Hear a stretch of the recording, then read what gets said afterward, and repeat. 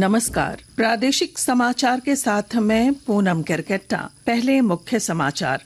लोकसभा चुनाव के छठे चरण में कल राज्य की 4 सीटों पर सुबह 7 बजे से होगा मतदान। रांची, धनबाद, जमशेदपुर और गिरिडीह में सुरक्षा के कड़े इंतजाम। रांची में मतदाताओं की सुविधा के लिए जिला प्रशासन ने तैयार किया बूथ स्टेटस ऐप। घर बैठे मोबाइल पर मतदाता ले सकेंगे मतदान केंद्रों पर भीड़ की लाइव जानकारी। भाजपा के वरिष्ठ नेता अमित शाह ने दुमका में सीता सोरेन के समर्थन में की जनसभा। कांग्रेस अध्यक्ष मल्लिकार्जुन खड़गे ने गोड्डा से प्रत्याशी प्रदीप यादव के लिए मांगे वोट। झारखंड उच्च न्यायालय ने बहुमंजिली इमारतों में रेन वाटर हार्वेस्टिंग की जांच के लिए बनाई अधिवक्ताओं की कमेटी। औचक निरीक्षण कर अपार्टमेंटों की जांच के निर्देश। और झारखंड राज्य खेल प्रोत्साहन सोसाइटी के कैडेट बाबूलाल हेम्ब्रम ने पेरू में आयोजित यूथ वर्ल्ड वेट लिफ्टिंग प्रतियोगिता में जीते 2 कांस्य पदक। कोयला मंत्रालय ने दी बधाई। और अब समाचार विस्तार से।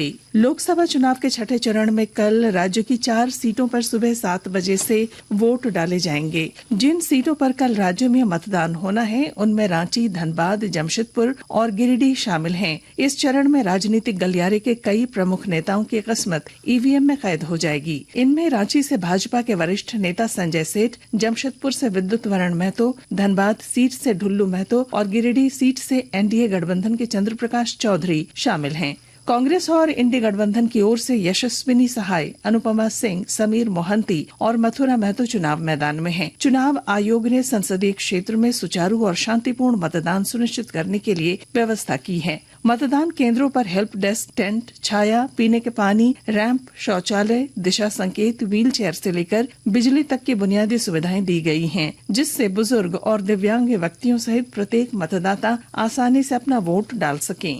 राज्य की 4 सीटों पर कल होने वाले चुनाव के लिए पोलिंग पार्टियों की रवानगी जारी है। रांची, धनबाद, जमशेदपुर और गिरिडीह से शांतिपूर्वक मतदान संपन्न कराने के लिए आज सभी पोलिंग पार्टियां अपने गंतव्य के लिए रवाना हुई। रांची लोकसभा क्षेत्र में कल होने वाले चुनाव को देखते हुए जिला प्रशासन ने मतदाताओं की सुविधा के लिए बूथ स्टेटस ऐप BQS तैयार किया है। इसकी मदद से शहरी क्षेत्र में मतदाता घर बैठे ही बूथों में लगी मतदाताओं की कतार की जानकारी ले पाएंगे। इस बूथ स्टेटस मोबाइल ऐप को गूगल प्ले स्टोर के जरिए डाउनलोड किया जा सकता है। जिला निर्वाची पदाधिकारी राहुल सिन्हा ने बताया कि रांची लोकसभा क्षेत्र के अंतर्गत आने वाले रांची, हटिया और कांके विधानसभा क्षेत्र के बूथों का लाइव हाल इस ऐप से लिया जा सकता है। दुमका संसदीय क्षेत्र के तहत जामताड़ा जिले में 49 मतदान केंद्रों पर पीठासीन पदाधिकारी सहित अन्य मतदान कर्मी के रूप में सिर्फ महिलाएं तैनात रहेंगी। इसके अलावा जिले के चिन्हित 136 पर्दानशी बूथों पर एक मतदान कर्मी के रूप में भी महिलाओं को जिम्मेदारी दी जाएगी। दुमका संसदीय क्षेत्र के लिए 1 जून को मतदान होगा। भारतीय जनता पार्टी के वरिष्ठ नेता और केंद्रीय गृह मंत्री अमित शाह ने आज दुमका में पार्टी प्रत्याशी सीता सोरेन के समर्थन में एक चुनावी जनसभा को संबोधित किया। इस अवसर पर उन्होंने कहा कि झारखंड की जनता हर सीट पर कमल खिलाने के लिए उत्साहित है। श्री शाह ने कहा कि जब तक झारखंड राज्य का विकास नहीं होगा तब तक देश का विकास नहीं हो सकता। इधर कांग्रेस पार्टी के अध्यक्ष मल्लिकार्जुन खड़गे ने देवघर के मोहनपुर में आज चुनावी जनसभा को संबोधित करते हुए पार्टी प्रत्याशी प्रदीप यादव को जिताने की अपील की। इस अवसर पर मुख्यमंत्री चंपाई सोरेन और राजद नेता तेजस्वी यादव ने भी चुनावी सभा को संबोधित किया।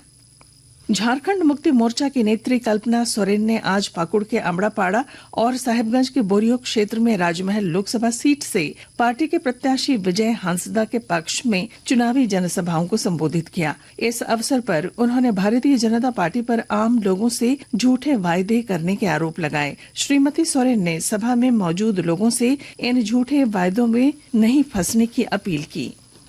राष्ट्रीय हरित न्यायाधिकरण एनजीटी द्वारा 10 जून से बालू खनन पर पूरी तरह रोक लगा दी जाएगी। और जानकारी के साथ हमारे संवाददाता।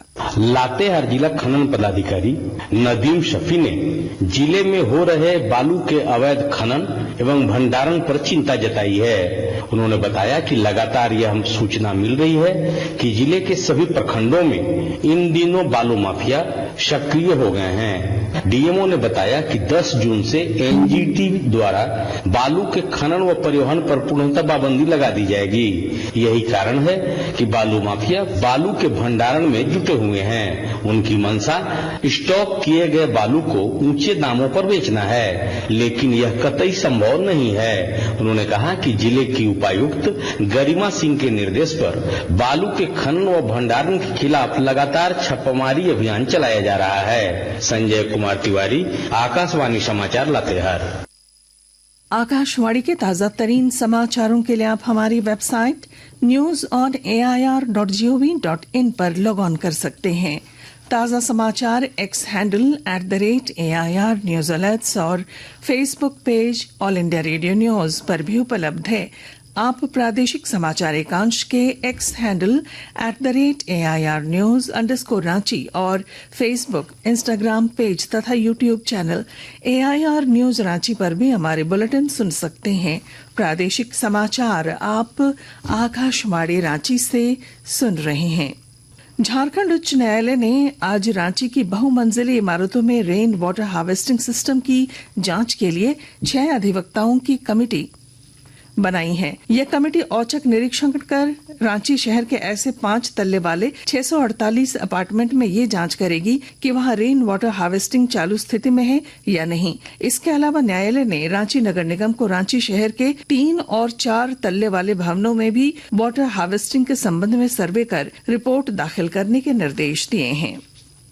जमशेदपुर के सोनारी थाना क्षेत्र स्थित एरोड्राम बाजार के पास आज दोपहर एक आभूषण दुकान से 3 अपराधियों ने 2 लाख रुपए नकद और लगभग 50 लाख रुपए मूल्य के गहने लूट लिए। दुकानदार ने बताया कि 3 अपराधियों में से 2 ने नकाब पहन रखा था। पुलिस पूरे मामले की जांच कर रही है। राज्य में कस्तूरबा गांधी बालिका आवासीय विद्यालयों और झारखंड बालिका आवासीय विद्यालयों में अध्ययनरत 50,000 से अधिक छात्राओं को करियर से संबंधित निःशुल्क परामर्श प्रदान किया जाएगा। झारखंड शिक्षा परियोजना परिषद ने इस दिशा में पहल करते हुए राज्य के 10 जिलों से चयनित 106 शिक्षकों को करियर परामर्श देने के लिए विशेष प्रशिक्षण दिया है। परिषद के निदेशक आदित्य रंजन ने बताया कि करियर परामर्श माध्यमिक स्कूल की लड़कियों के आत्मसम्मान में सुधार करने में महत्वपूर्ण भूमिका निभा सकता है। लोहरदगा जिले के चंदलासो गांव में कल रात झुंड से बिछड़े एक हाथी ने जमकर तबाही मचाई। इधर हजारीबाग जिले के दारू प्रखंड में भी हाथियों के झुंड ने फसलों और चार दीवारी को नुकसान पहुंचाया है। रांची रेल मंडल के कुरकुरा ओरगा रेलखंड पर विकास कार्यों की वजह से हटिया झरसुगुड़ा मेमू ट्रेन का परिचालन अगले कुछ दिनों के लिए बंद रहेगा। रेलवे से मिली जानकारी के अनुसार यह ट्रेन 27 से 29 मई और 2 से 9 जून तक रद्द रहेगी। साहिबगंज के उपायुक्त हेमंत सती ने आज समाहरणालय सभागार में जिले की मैट्रिक और इंटर की परीक्षाओं में प्रथम, द्वितीय और तृतीय स्थान प्राप्त करने वाले छात्र छात्राओं को सम्मानित किया। सम्मान पाने वालों में झारखंड अधिविद्य परिषद जैक के अलावा सीबीएसई और आईसीएसई के शैक्षणिक सत्र 2023-24 के टॉपर शामिल थे। झारखंड राज्य खेल प्रोत्साहन सोसाइटी JSSPS के कैडेट बाबूलाल हेम्ब्रम ने दक्षिणी अमेरिकी देश पेरू में आयोजित यूथ वर्ल्ड वेट लिफ्टिंग प्रतियोगिता में 2 कांस्य पदक जीता है। इस जीत पर कोयला मंत्रालय ने बाबूलाल और JSSPS और CCL को भी बधाई दी है। और अब अंत में मुख्य समाचार। लोकसभा चुनाव के 6ठे चरण में कल राज्य की 4 सीटों पर सुबह 7 बजे से होगा मतदान। रांची, धनबाद, जमशेदपुर और गिरिडीह में सुरक्षा के कड़े इंतजाम।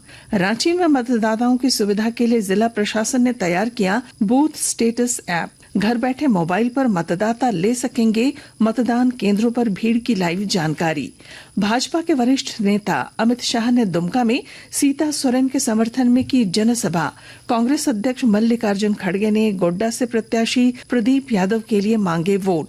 झारखंड उच्च न्यायालय ने बहुमंजिली इमारतों में रेन वाटर हार्वेस्टिंग की जांच के लिए बनाई अधिवक्ताओं की कमेटी। औचक निरीक्षण कर अपार्टमेंटों की जांच का निर्देश।